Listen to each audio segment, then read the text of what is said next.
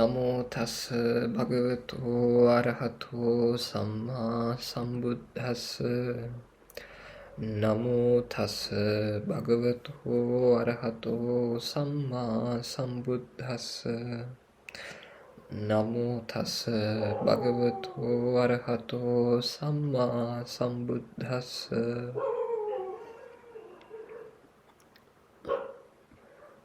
සදහවත් පින්වත්නි, අද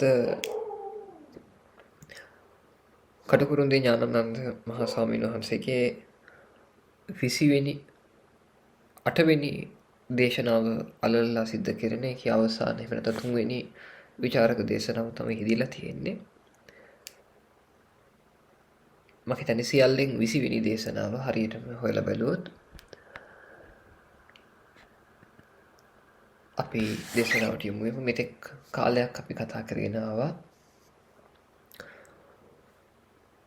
මේ පටිච්චසමුප්පාදය කියන්නේ මොකද්ද? පටිච්චසමුප්පන්න ධර්ම කියන්නේ මොනවාද? ඒ වගේම පටිච්චසමුප්පාදයේ තේරුම් ගැනීම කියන්නේම පටිච්චසමුප්පාදයෙන් හිත නිදහස් වීමයි කියන කාරණාවත් මේ ආදී කාරණා රාශියක් කතා වුණා. අපි මෙතන ඉදිරියට සාකච්ඡා කරමු. යම් කෙනෙක්ට තේරුම් ගන්න අපහසුයක් වගේ තියෙනවා නම් මේ පටිච්චසමුප්පාද දේශනා පෙළේ පළවෙනි එකේ ඉඳලා අහන අවස්ථාවක් තියෙනවා. ඉතින් සේක ඉන්ටර්නැෂනල් YouTube නාලිකාවේ එකෙන් අහන්න පුළුවන් වේවි. හොඳයි. මාර්යාගෙන් නිදහස් වෙන්න. ඔන්න ඒ විදිහේ තත්ත්වයක් එතකොට තියෙනවා. ඉතින් අපි මේ අර ලඝුගිය තුල යාගය කියලා කිව්වේ මේ ඒ විදිහේ දෙයක්. ඒ ලඝුගෙඩිය මාළුකාරය අල්ලපු කතාවට මාළු දැලට සම්බන්ධව තවත් ඊළඟට උපමාවක් අපි කියනවා. ඒක අපි හදපු කෙනෙක් එකක් නෙවෙයි, බුදුරජාණන් වහන්සේ උපමාව. බ්‍රහ්මජාල සූත්‍රය. බ්‍රහ්මජාල සූත්‍රය නොදන්න කෙනෙක් මේ බෞද්ධ උගතුන් අතර නැහැ. මොකද දීඝනිකාය මුලටම තියෙන සූත්‍රය. ඒ තරම්ම වැදගත් නිසා ඒක මුලට දාලා තියෙන්නේ. ඒක ගැන අපි කලින් කියලා තියෙනවා. යම් තාක් ලෝකයේ තියෙනවා නම් දෘෂ්ටි ඇති වෙන්න පුළුවන් නම් දෘෂ්ටි ඒ හැම එකක්ම අහු වෙන බඹතල බුදුරජාණන් වහන්සේ බ්‍රහ්මජාල සූත්‍රයෙන් දාලා තියෙනවා. ඒ 62ක් දෘෂ්ටි දක්වලා තියෙනවා. ඒවා තුල එයින් පිට නැහැ ලෝකයේ කිසිම දෘෂ්ටියක්. ඊළඟට ඒ දෘෂ්ටි වල තියෙන අඩුපාඩුව මේ වුණ දැන් ගැඹුරට යන්නේ ගැඹුරු කාර්යයක් යන්නේ. ඒ හැම දෘෂ්ටියක්ම බුදුරජාණන් වහන්සේ ප්‍රතික්ෂේප කරන්නේ වචන තුනකින්. වචන තුනකින්. මොනවද වචන තුන? තදපි පස්සපච්චය. තදපි පස්සපච්චය. තදපි පස්සපච්චය. ඒකේ තේරුම ඔන්න යම් කිසි දෘෂ්ටියක් ඉදිරිපත් කළ බුදුරජාණන් කියනවා එයත් ස්පර්ශයේ ප්‍රත්‍යක්ෂ. එයත් ස්පර්ශයේ ප්‍රත්‍යක්ෂ. එයත් ස්පර්ශයේ ප්‍රත්‍යක්ෂ. ඒ තුලින්ම ඒක නිෂ්ප්‍රභාව වෙනවා. මොකද හේතුව? අන්තිමට ඒක සමාලෝචනාත්මක පාඨය. මේ බ්‍රහ්මජාල සූත්‍රයේ සමාලෝචනාත්මක පාඨය ඉතාම වැදගත්. ඒ සමාලෝචනාත්මක පාඨයෙන් හැලි වෙනවා මොකද මේ පස්ස එකේ තියෙන දෝෂය. පස්සේ දෝෂي මොකක්ද කියනවා. අරම ප්‍රකාශ කළා කියනවා සබ්බේතේ ඒ කියන්නේ ඔක්කොම දෘෂ්ටිගතිකයෙන් පිළිබඳව මෙන්න මේව පාඨයක් කියවෙනවා අවසාන වචනෙන් බුද්ධ වචනයට. සබ්බේතේ චෛ පස්සායතනෙහි පුස්ස පටිසංවේදෙන්ති. තේසං පස්සපච්චය වේදනා වේදනාපච්චය තණ්හාපච්චය උපාදානපච්චය භවපච්චය ජාතිපච්චය ජරා මරණ ශෝක පරිදේව දුක්ඛ දෝමනස් උපායාස සම්භව. ඒකේ තේරුම යාරකියාව දෘෂ්ටි ධාතිකයෙන් හැම දෙනාම අභිඥාලාදීනුත් ඇතුළු හැම දෙනෙක්ම බුදුරජාණන් වහන්සේ ඔක්කොම එකට අල්ලලා ඒ හඳුන්වන්නේ අවසාන සමාලෝචනාත්මක පාඨයෙන් මෙහෙම. ඒ හැම දෙනෙක්ම චෛපස් ආයතනෙහි පුස්ස ඒකේ තේරුම ආයතන හයෙන් සලආයතනෙන් කියන එක. මේ ආයතන හයෙන් නැවත ස්පර්ශ කරමින් පුස්ස කියලා නැවත කියලා කියන්නේ නැවත ස්පර්ශ කරමින් චෛපස් ආයතන පුස්ස ඒ ස්පර්ශ කිරීම නිසාම පටිසංවේදීන්ති වේදනාව තියෙනවා. ඔන්න එතනින්දීම පටිසම්පදිත අහුවෙලි ඉවරයි. තේසං වේදනාපච්චය තණ්හා වේදනාව නිසා තණ්හා නිසා උපාදාන නිසා භව නිසා ජාතිපච්චය භෝග පරිදේව ඔක්කොම. ඉතින් එයින් පෙන්නු කරන්නේ එයින් මොකද්ද පෙන්නු කරන්නේ? බුදුරජාණන් වහන්සේ මේ පස්ස කියන අවස්ථාවෙන් ඉහාට ගිහින් අර ඔක්කොම දෘෂ්ටි 62ම ප්‍රතික්ෂේප කළේ නිෂ්ප්‍රභා කළේ අර පාඨය නිසා නම් චෛපස් ආයතනේ පුස්ස දෙමන පස්සපච්චය කියන එකෙන් එයින් අපිට හංගෙන්නේ මොකද්ද? ස්පර්ශ කියන අවස්ථාවෙත් එහාට බුදුරජාණන් වහන්සේ දීලා තියෙනවා. අත් වශයෙන් පටිච්චසමුප්පාදය කියලා කියන්නේ ඒක. පටිච්චසමුප්පාදයේ තේරුම් ගැනීම පටිච්චසමුප්පාදයෙන් මිදීම. ඒක නිකම් ගැටලුවක් වෙන්න පුළුවන්. පටිච්චසමුප්පාදය නොදැනීම නිසා තමයි නොදැනීම කියන එක අවිද්‍යාව නිසා ඒ මුලාව තුල අන්න විඥාන නාම රූපාය දෙකට අහු වෙලා අර නාසිසස් ගැන කියලා තියෙනවා යදඬ උඩ බල්ලා ගැන මේ පින්නතුන්ට කියලා තියෙනවා. අන්න ඒ විදිහේ දෙයක් තමයි නාසිසස් කළ දේ තමයි අපි මෙච්චර කාලයක් සංසාරේ කරලා තියෙන්නේ. අපේම හේවණල්ල වැළඳ ගන්න උත්සාහ කිරීම. හේවණල්ල මොකද නාම රූප. ඉතින් එතෙන්ට යන්නේ අන්නර ටික පස්සපච්චය. ඒක ටිකක් ගැඹුරු කාරණයක්. මේක මේ විදිහට තේරුම් ගන්න පුළුවන්. මෙතන අලුත් පිරිසක් ඉන්න හින්දා විශේෂයෙන් මතක් කරන්නම්. පටිච්ච සමුප්පාදය කියන වචනය ඇහෙද්දී බුදුරන් වහන්සේගේ ඉගැන්වීමේ මූලික හරය සාරාංශය මොකද්ද කියලා අහුවොත් ඒ තමයි පටිච්ච සමුප්පාදය. එතකොට මේ තාක් කාලයක් ඔබ අහලා ඇත්තේ පටිච්ච සමුප්පාදය කියලා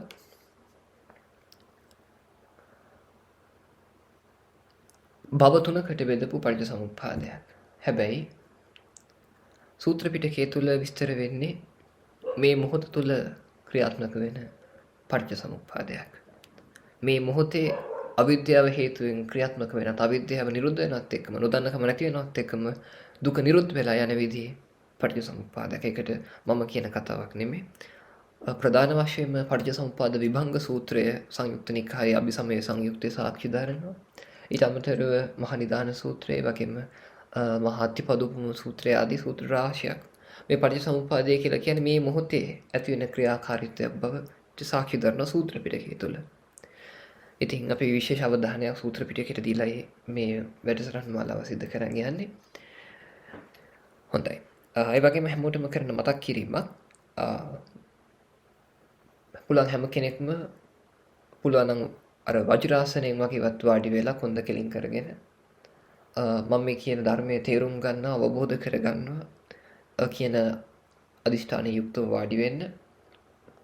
තවත් පුළුවන් කෙනෙක් ඉන්නවා නම් ඉස්සර අය ධර්මය අහුවා වගේ දැස් පියාගෙන අත් දෙක වැදගෙන දේශනාව විවරණය කරන සාවධානව වුන්කන් දෙන්න. අන්න එහෙම ධර්ම දේශනා ශ්‍රවණය කරු මිනිස්සු තමයි කාලේ ධර්ම දේශනා අහන ගමන් මාර්ගඵල ලැබුවේ. ඉතින් ඒක ඔබ අතේ. මේ පටිච්ච සමුප්පාදය ගැන කතා කරද්දී අපි කලින් කතා වුණා මේ පටිච්ච සමුප්පාදයත් පටිච්ච සමුප්පන්න ධර්මත් කියන්නේ දෙකක් කියලා. පටිච්ච සමුප්පාදය තමයි මේ ඇතිකල්හි මේ වේ, මේ හට ගැනීම මේ හටගනි, මේ නැතිකල්හි මේ නොවේ, මේ නිරුද්ධ වීම මේ නිරුද්ධ වී යයි කියන මේ ඊමස්මින් සතිදං හෝති මසුප්පාදිතං උප්පජ්ජති යනාදී වශයෙන් කියන මෙන්න මේ පරියායයි කියලා. එතකොට මෙන්න මේ පරියාය ක්‍රියාත්මක වෙන ධර්මතා තමයි අවිද්‍යා සංඛාර විඥාන නාම රූප යනාදී වශයෙන් නම් කරන්නේ. එතකොට මේ ඇතිකල්හි මේ වේ, මේ හටගනිද්දි මේ හටගනි කියන මේ නැතිකල්හි මේ නැත්තම් මේක නැහැ, මේක නිරුද්ධ වුණොත් මේක නිරුද්ධ වෙලා යනවා කියන මෙන්න මේක තමයි පටිච්චසමුප්පාදය, මේක තමයි පරියාය. එතකොට මේ මොකක් ගැනද කතා වෙන්නේ? මේ කතා වෙන්නේ අවිද්‍යාවෙන් නොදන්නකම හින්දා සකස් වෙන දුකින් කෙලවර වෙන විදිහේ ක්‍රමවේද. එක පරියායකොත් නොදන්නකම නැති වෙද්දී දුක පරිපූර්ණව නිරුද්ධ වෙලා යන විදිහේ අනුලෝම ප්‍රතිලෝම පරියායන් දෙකක්. එකම පරියාය දෙපැත්තක්. මේ අවිද්‍යාව කියන කාරණාව වඩාත් සූක්ෂමව පැහැදිලි කරන්න කියොත් ඔබට මේ විදිහට පැහැදිලි කරන්න පුළුවන්. අපි ඇස කන නාසය දිව කය ඔස්සේ මොන අරමුණක් අත්විඳත් ඒ අරමුණ දෙයක් බවට පත් වෙන්නේ මනසේ ධර්මතාවයක් විදියට. මනසේ ධර්මතාවයක් විදියට. එතකොට මේ දුක කියන කාරණාව අපේ හිත ස්පර්ශ කරන්නේ නිතරම දැන ගැනීමක් තුළ. දැනීමක් තිබ්බොත් තමයි දුකක් පැනවෙන්නේ. දැනීමක් නැත්තම් එතන දුකක පැවැත්මක් නැහැ. ඔබ නැවත කොහෙවත් ජීවිතේක උපදින්නෙත් නැති වෙන සම්පූර්ණයෙන්ම සිහි විසඤ්ඤ වෙලා කියොත් ඔබ ඇඟ ගිනි තිබ්බත් ඔබට දැනෙන්නේ නැහැ. දුකක පැනවීමක්, වෙහෙසක පීඩාවක කිසිම පැනවීමක් නෑ. ඔබ ගැඹුරු නිින්දෙද්දී එහෙමම ජීවිතේ නැති වෙලා ගියොත් කිසිම වේදනාවක් නැතුව ගැඹුරු නිින්දෙන්ම කිසිම දුකක පැනවීමක් තියෙනවා නෑ. ඒකයි බුදුරණස් දේශනා කරේ ද්වේතානුපස්සන සූත්‍රයේ යං කිංචි දුක්ඛං සම්භූතේ සබ්බං විඥානපච්චය. විඥානස නිරෝධේන නැති දුක්ඛස සම්භව. යම් කිසි දුකක් හට ගන්නවද ඒ සියල්ල දැනගන්න හින්දා. දැන ගැනීම නැත්තම් දුකක සම්භවයක් හට ගැනීමක් නැහැ. එතකොට ධර්මයේදී අපි බොහොම මෙතෙක් කල රැස් කරගත්තු මේ දැනුම පොඩ්ඩක් පැත්තකින් තියලා බොහොම සරල විදියට පැහැදිලි කරන්නේ බොහොම සරලව තේරුම් ගන්න. ඔළුව නිදහස් කරගන්න හොඳට. දැන් දුක කියන කාරණාව දැනීමක් තුළ නම් හටගන්නේ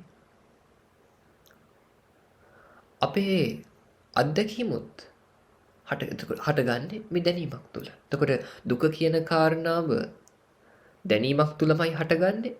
දැනීමක් තුළමයි නැති කරන්න පුළුවන් වෙන්නේ. ලස්සනට ගලාගෙන යනවා. ඔන්න දුක තියෙන දැනෙනවා නම් එතකොට දුක හටගන්නේ දැනීමක් තුළ. ඒකෙන් අපිට ගන්න පුළුවන් නිගමනය තමයි දුක හටගන්නේ දැනීමක් තුළ. දුක නැති වෙන්නේ දැනීමක් තුළ. දුක දැනීම නැතිවීම දුක නැති වෙලා යනවා.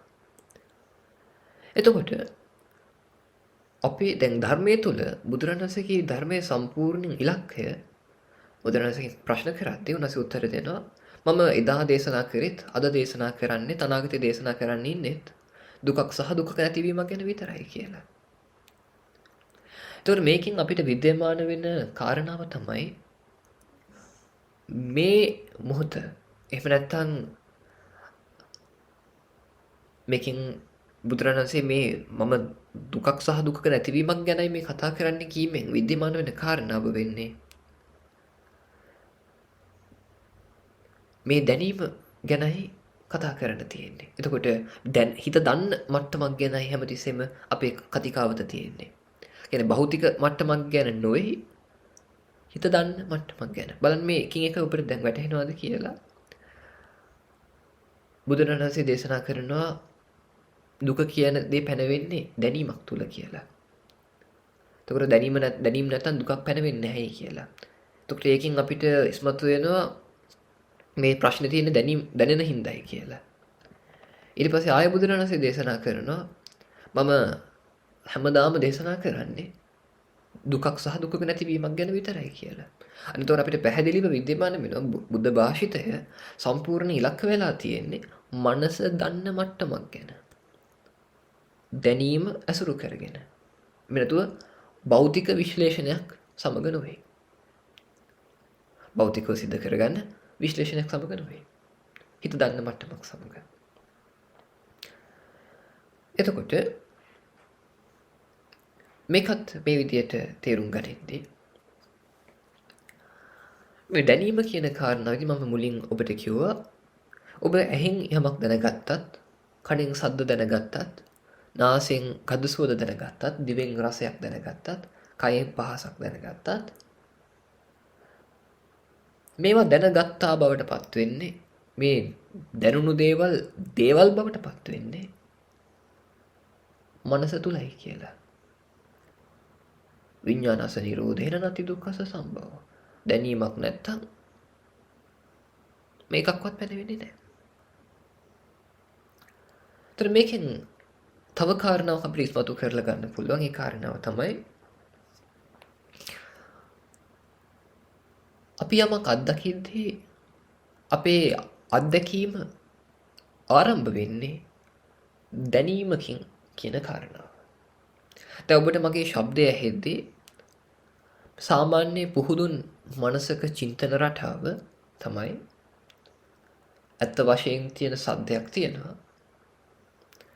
මට කන් තියෙනවා. මට අහන්න පුළුවන් ස්වභාවයක් තියෙනවා.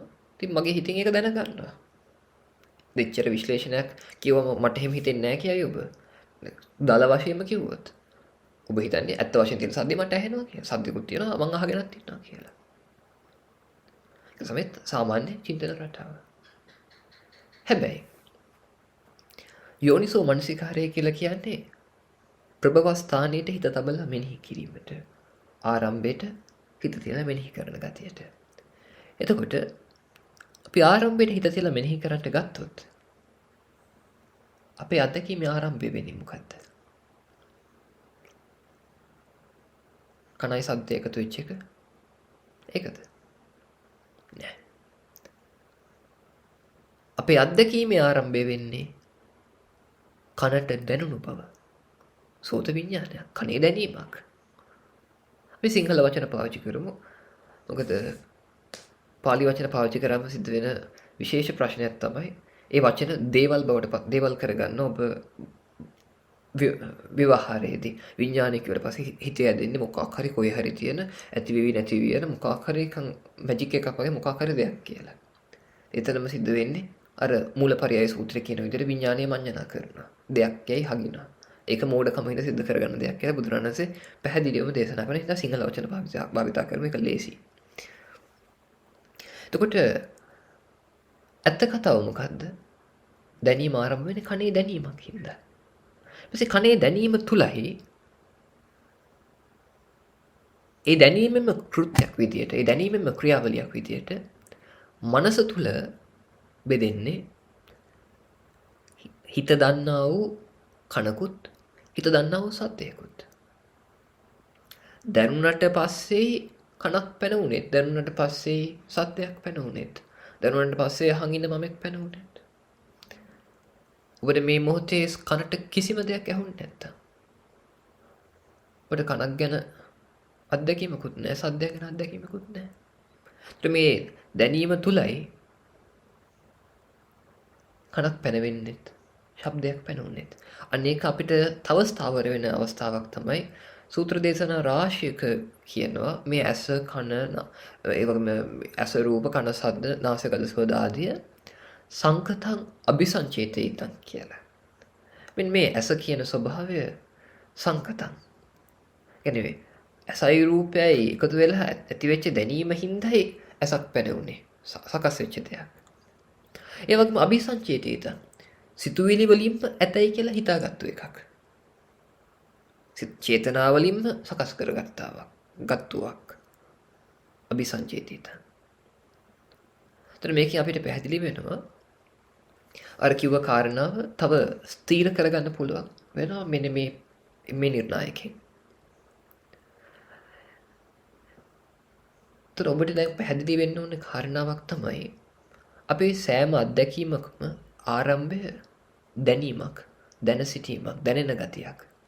ඒ දැනීම තුලයි මේ මනස දන්නා වූ ඇසක් රූපයක්, කනක් සද්දයක්, නාසයක් ගඳ සුවඳක්, දිවක් රසයක්, කයක් පහසක්, හිතක් අරමුණක් හිත ඇතුළෙම බෙදෙන්නේ. හැබැයි ආර්ය නොවන ලෝක සත්වයා පෘථග්ජනයෝ ඔවුන්ගේ අවධානය හැමතිස්සෙම යොමු වෙලා තියෙන්නේ බාහිරට, අයෝනිසෝ විදියට. කියන්නේ ප්‍රභවස්ථානයේ නෙමෙයි හිත තියන්නේ බාහිරට. ඊට විරුද්ධ පැත්තට. කියන්නේ ප්‍රභවස්ථානයේ විරුද්ධ පැත්ත තමයි බාහිර. එතකොට ඒ හින්දා ඔබට දැනෙන්නේ කොහොමද? ඇත්ත වශයෙන් තියෙන රූපේ පේනවා, ඇත්ත වශයෙන් තියෙන ශබ්දය ඇහෙනවා. මේ බාහිර තියෙන දේ මට පේනවා කියලා තමයි හිතන්නේ. දැන් ඔබට නැවත ආයෙ ගැටලුවක් එන්න පුළුවන්. මේ බාහිර තිබ්බ දෙයක් කියන්නේ ඒක ඇත්තනේ කතාව බාහිර තියෙන දේ මට දැනෙන්නේ කියලා. ඒක කොහොමද මේ නැහැ කියන්නේ කියලා. ඔක මෙන්න මේ විදිහට තේරුම් ගන්න ප්‍රඥාවන්තයෝ උපමාවලිනුත් දේවල් අවබෝධ කරනවා. ඔබ හිතන්න මේ ආටිෆිෂල් ඉන්ටෙලිජන්ස් එකක් තියෙන, එහෙම නැත්නම් කෘත්‍රිම බුද්ධියක් තියෙන රොබෝවරයෙක් ඉන්නවා.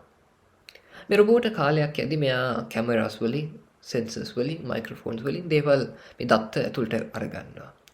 මේව කාලයක් යද්දි මේ රොබෝට හිතෙනවා ඇත්ත වශයෙන් ලෝකයක් තියෙනවා, මේ ලෝකයේ මම ජීවත් වෙනවා කියලා.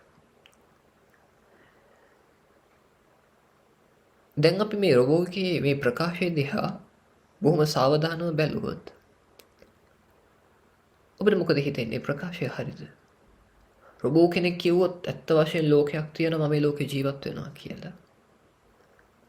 හොඳ සියුම් නුවණකින් බලන කෙනෙක්ට තේරෙනවා ඒ ප්‍රකාශය හුදෙක්ම රොබෝගේ ඒ ක්‍රියාවලිය තුල ඇති වෙච්ච එහෙම නැත්නම් ඒ ප්‍රෝග්‍රෑමින් එක තුල ඇති වෙච්ච දත්තයක් විතරයි කියලා, ඩේටා එකක් විතරයි කියලා.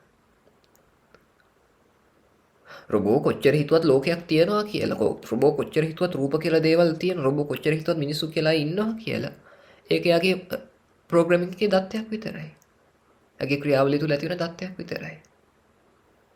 යා කොච්චර හිතුවත් ඒක දත්තයක් විතරයි. අන්න ඒ වගේ අපි කොච්චර ලෝකේ තියනවා කිව්වත්, අපි කොච්චර ලෝකේ අතන මනුස්සයෙක් ඉන්නවා කිව්වත්, ඒකත් මනසේ ඇති වෙච්ච බොල් දැනීමක් විතරයි. අර දත් රොබෝට කොච්චරවත් දත්තයක් විතරයි කියනවා වගේ. රොබෝට කවදාවත් බාහිර දේ තියනවා කියලා කොච්චර කිව්වත් ඒක ක්‍රියාවලියක්. කොච්චර කිව්වත් ඒක සිතුවිල්ලක්. අපිට.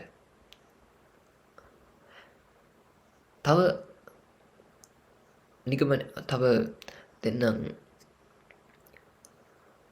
නියමයක් ඒ තමයි සියල්ල නම් ජීවිතේ තේමාවක් කරගන්න. සියල්ල නම් ඇස, රූප, කන, සද්ද, නාසය, ගඳ සුවඳ, දිව, රස, කය, පහස, හිත, අරමුණු. මේ හැර වෙන කිසිවක් නැහැ කියලා. සියල්ල නම් මේ 12න් පිට වෙන කිසිම දෙයක් නැහැ.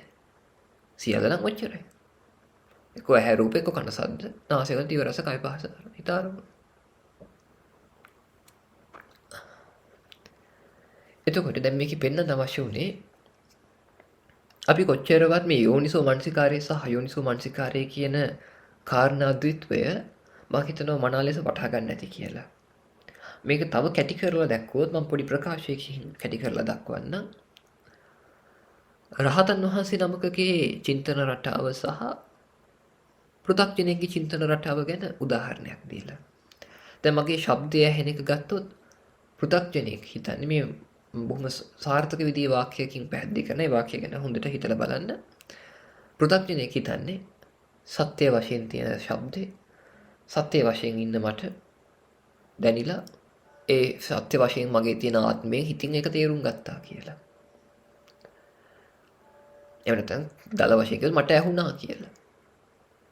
ශබ්දෙත් ස්වාධීනයි, මමත් ස්වාධීනයි, හිතත් ස්වාධීනයි, මට ඇහුණා. එහෙම තමයි ගන්නෙ. හැබැයි රහතන් වහන්සේ නමක් මේ මගේ ශබ්දෙ මහන් හිටියොත් උන්වහන්සේට කොහොමද දැනෙන්නේ? උන්වහන්සේ ඒක තේරුම් ගන්නේ කනේ දැනීමක් තුල, කනේ දැනීමක කෘත්‍යයක් විදිහට මනස තුලම බෙදුණු බොල් කණක්, බොල් සද්දයක් විදිහට. උන්වහන්සේගේ කැමැතිසම ඇතුළට ඉන්ට්‍රෝවර්ටඩ් වෙලා ඉන්නේ යෝනිසෝ මනසිකාරයෙන් ප්‍රබෝස්ථානෙට හිත තියලා තියෙන්නේ. මෙන්න මේ කන සද්ද මට ඇහෙනවා කියන මෙන්න මේ හැම සංකල්පයක්ම බිහි වෙන්නේ ඇතුළාන්තයෙන් කියලා. මනස තුල කියලා. ඒකනේ ධම්මපදයේ පළවෙනි ගාථාවෙත් කියන්නේ මනෝ පුබ්බංගමා ධම්මා මනෝ සෙට්ඨා මනෝමය කියලා. මේ හැම ධර්ම හැම දෙයක් කරලා ගන්න හැම දෙයක්ම තම පෙරට වෙලා තියෙන්නේ මනස දෙයක් කරගන්න.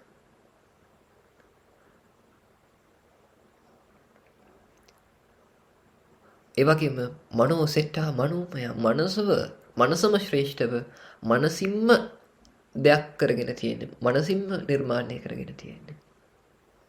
ඒකනේ බුදුන් වහන්සේ දේශනා කරන්නේ චිත්තේන මියති ලෝකෝ කියලා. මේ ලෝකය සිතින්ම නිර්මාණය කරලා ලද්දක් කියලා. සාමාන්‍යයෙන් කෙනෙක්ට තේරෙන්නේ නැහැ මේ කියන දේවල්. ඒකයි අහන්න පටන් ගනිද්දිම මුලින් කිව්වේ හරියට වාඩි වෙලා කොන්ද කෙලින් කරගෙන පුළුවන් අය දැස් පියාගෙන අත් දෙක වැදගෙන අහන් ඉන්න කියලා. දැන් තේරෙන්නේ නැත්තම් ඒකට මට කරන්න දෙයක් නැහැ. දැන් හොඳට අහන් ඉන්න. බොහොම සරලව පියවරෙන් පියවර කියන්නේ තේරුම් ගන්න. එතකොට දැන් මෙන්න මේ ස්වභාවය නොදන්නකම මෙන්න මේක අපිට අර්ථ දක්වන්න පුළුවන් කෙටියෙන්ම අවිද්‍යාව කියලා, නොදන්නකම කියලා. එතකොට අවිද්‍යාවේ සාමාන්‍ය එදිනදා ජීවිතේ අපිට හම්බ වෙන නිර්වචනය තමයි දුක්ඛ අඥානං, දුක්ඛ සමුදය අඥානං, දුක්ඛ නිරෝධය අඥානං, දුක්ඛ නිරෝධගාමිනී පටිපදාය අඥානං, අයං උච්චති භික්ඛවේ අවිජ්ජා කියලා. දුක නොදන්නකම, දුකේ හට ගැනීම නොදන්නකම, දුකේ නැතිවීම නොදන්නකම, දුක නැති කරන මාර්ගය නොදන්නකමට අවිද්‍යාව කියනවා කියලා. එතකොට මේ දුක කියන කාරණාව ගනිද්දී මේ දුකේ ගැඹුරුම මට්ටම බුදුරණසේ පැහැදිලි කරනවා මේ දුක්ඛ විපරිණාම දුක ඒ වගේම සංඛාර දුක්ඛ කියලා. මේ සකස් කර ගැනීමම දුකයි, දෙයක් කරලා ගන්න ගතියම දුකයි කියලා. මේ ඇසයි රූපයයි කියලා දේවල් ඇතයි කියලා හිත බාර ගන්න තැනම හිතේ බරවීමක්, වෙහෙසක්, පීඩාකාරී ගතියක් තියෙනවා. මේක තේරෙන්නේ අඩුම තරමේ සෝතාපන්නත් වෙද්දී. ඉතින් මෙතන සමහර අය සාක්ෂි දරුවා උදේ වැඩසටහන් වල දැන් ස්වාමීන් වහන්සේ මඤ්ඤණා වෙද්දී දෙයක් වෙද්දිම නිකන් පපුවේ බරක් ගැට ගහලා වගේ හිමම බර වෙනවායි කියලා. ඒක හොඳට කයට දැනෙන බරක් තියෙනවායි කියලා. කයට පපා දැනෙන බරක් කියලා. මේ හිත දෙයක් කරලා ගනිද්දී. ඒතකොට හිතලා බලන්න මේ අවබෝධයේ නැතුව අපි ඉන්න තාක්කල් අපි කොච්චර බරකද, කොච්චර පීඩාවක, කොච්චර ඇලිලා, කොච්චර ග්‍රහණය වෙලා, කොච්චර උපාදානය වෙලාද ජීවත් වෙනවා ඇත්තේ කියලා. ඒක යම් අවස්ථාවක බහා තිබ්බට පස්සේ එයාට ඒක ආයෙ එල්ලගත්තම තේරෙනවා කොච්චර මේක බරයිද කියලා. ඉතින් දුරමින් මේ දෙයක් කරලා ගන්න එකම, සකස් කර ගන්න එකම දුකයි කියලා නොදන්නකම අන්න අවිද්‍යාව. මේ සකස් කරගන්න මේ පොළබෝන ගතිය, කැමැත්ත අපිට තියෙන මේ රූප, ශබ්ද, ගන්ධ, රස, පහස, අරමුණු අපිට දැනෙන දේවල් දෙයක් කරලා ගන්න, මේක මට දැනෙනවා කියලා ගන්න පුදුමාකාර තදියම, පුදුමාකාර කැමැත්තක්, පොළබෝන ගතියක් තියෙනවා හිතේ. අනේක තමයි තණ්හාවේ සියුම්ම කෘත්‍යය. තණ්හාව මොකද? තණ්හාවට බුදුරණස් දෙන නම් තුන මොකද? යායන් තණ්හා, පෝනෝ භවික, නන්දි රාග සහගත, තතර තත්‍රා විනන්දිනී. පැවැත්මෙන් පැවැත්ම ගැටලෙනවා. කෙනෙක්ට හිතෙන්න පුළුවන් මේ භවයෙන් භවයට කියලා. ඒ කියන්නේ ජීවිතෙන් ජීවිතේ එහෙම ගන්නත් පුළුවන්. හැබැයි මේ පැවැත්ම ගැටලෙන්නේ එක මොහොත, එක අත්දැකීමකින්, එක අත්දැකීමකට. අත්දැකීමට දෙයක් කරලා පැවැත්ම හදලා දෙනවා. පෝනෝ භවික, පැවැත්ම නැවත පැවැත්ම ඇති කරනවා. නන්දි රාග සහගත, ඇලෙන්න, සතුරු වෙන්න බලාගෙනම ඉන්නේ. ඊළඟට තත්‍ර විනන්දිනේ. හම්බෙන අරමුණේ ඇලෙනවා ගිහිල්ලා. සැප වේදනාවක් නම් ඒක තව ලබන්න ඇලෙනවා, දුක් වේදනාවක් නැකින් අයින් වෙන්න ඇලෙනවා. ඒකත් සැප දුක් රහිත වේදනාවක් නම් ඒක පවත්තන්න ඇලෙනවා. මෙන්න මේ විදියයි. එතකොට අපිට දැන් පැහැදිලි ළකට මේ තණ්හාව, මේ පොළබෝන ගතිය, මේ කැමැත්ත, දෙයක් කරගෙන තියෙන මේ කැමැත්ත නැති කිරීමෙන් දුක නැති වෙනවා කියලා නොදන්නකම අවිද්‍යාවයි. ඊළඟට මේ දුක නැති කරන්න තියෙන මාර්ගය මෙන්න මේ ධර්මයේ හරියට කල්යාණ මිත්‍ර සේවනය කරලා, ධර්මය අහලා යෝනිසෝ මනසිකාර්ය කරන්න පටන් ගත්තම අන්න තමන්ට මේ සම්මාදිට්ඨිය කියන කාරණාව ඇති වෙන්න පටන් ගන්නවා. ඒ සම්මාදිට්ඨිය පටන් අරගෙන සිල්වත් වෙලා, නිවැරදි ජීවනෝපායක යෙදිලා, ඒ සම්මාදිට්ඨිය ඇති වෙච්ච අවබෝධය වීරිය යුක්තව සිහි අරමුණක් එක්ක පුරුදු කරලා අවසානයේ එක ස්ථාවර වෙච්ච සම්මාදිට්ඨියක්, සමාධියක් එක්ක තියෙන සම්මාදිට්ඨියක් බවට පත් කර ගැනීම තුලින් විමුක්තිය සාක්ෂාත් කරන්න පුළුවන් කියන මෙන්න මේ ආර්ය අෂ්ටාංගික මාර්ගය නොදන්නකම අන්න අවිද්‍යාව. එහෙම බැලුවොත් අපේ ජීවිතවල දවසේ වැඩිම ප්‍රමාණයක් අපි ඉන්නේ අවිද්‍යාව තුළ.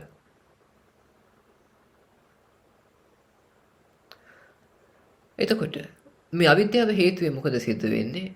හම්බෙන අරමුණ සංස්කරණය තමයි සිද්ධ වෙන්නේ. සයි රූපය, කනයි, සද්දයි. කියන්නේ ඇත්ත වශයෙන් තියෙන ලෝකයක්, ඇත්ත වශයෙන් ඉන්න මමෙක් ඔන්නෝම කියලා. සංස්කරණම සිද්ධ වෙනවා. සංස්කරණ සිද්ධ වෙන්නේ මොකද සිද්ධ වෙන්නේ? දැනීම, එහෙම නැත්නම් විඥානය. පතිත්ත්‍ිත විඥානයක් විදිහටම තියෙනවා. ඒක ඔබට සමහරකට හිතෙනවා ඇති එක මේ විඥානයේ පටිච්චසමුප්පාදයේ කියන විඥානයේ ප්‍රතිසන්දි විඥානය නේද කියලා. හැබැයි ඕන කෙනෙක්ට කියලා බලන්න පුළුවන් සංයුක්ත නිකායේ අභිසමය සංයුක්තේ බුදුරන්සේ පටිච්චසමුප්පාද විභංග සූත්‍රය පැහැදිලි කරනවා. පටිච්චසමුප්පාදයේ විඥානය කියලා උන්වහන්සේ මතක් කරේ චක්කු සෝත ගාන ජීව කාය මන කියන විඥාන වලටයි කියලා. මන් නෙමෙයි කියන්නේ බුදුරජාණන් වහන්සේ. එතකොට මෙන්න මේ දැනීම් පිළිටන ලද දැනීම් වෙන්න පටන් ගන්නවා මේ අවිද්‍යාව හින්දා නොදන්නකම හින්දා. ඒ කියන්නේ දැනීමේ කෘත්‍යය තමයි දෙපැත්තක් ඇතයි කියලා හොයාගන්න එක. ඒ කියන්නේ ඇසයි රූපයි වෙන් කරලා පෙන්නන එක. හැකුත් තියෙන රූපෙකුත් තියෙන. ඒකනේ කියන්නේ මොනවාද මායූපමංච විඥානං කියලා. විඥානේ මායාවක් වගේ කියලා. දැනීම විඥානේ වචනය අයින් කරමු. දැනීම මායාවක් වගේ කියලා. මොකද දැනීමේ ඇත්ත කතාව ඇතුළත බෙදෙන්නේ. හැබැයි එයා පෙන්වන්නේ අතන රූප මෙතන මම. අතන සද්ද මෙතන කන. මෙන්න මේ විදිහට මේ දෙපැත්ත වෙන් කරලා පෙන්වන ගතියක් තියෙනවා. අන්න ඒකයි බුදුරණසේ කිව්වේ දැනීම මායාවක් කියලා. මේ හිත ඇතුලේ බෙදෙන්නේ දෙපැත්ත. හැබැයි ආ පෙන්වන්නේ අතන ස්වාධීන ඇත්ත වශයෙන් තියෙන ලෝකයක් තියෙනවා මම මෙතන ජීවත් වෙනවා කියලා.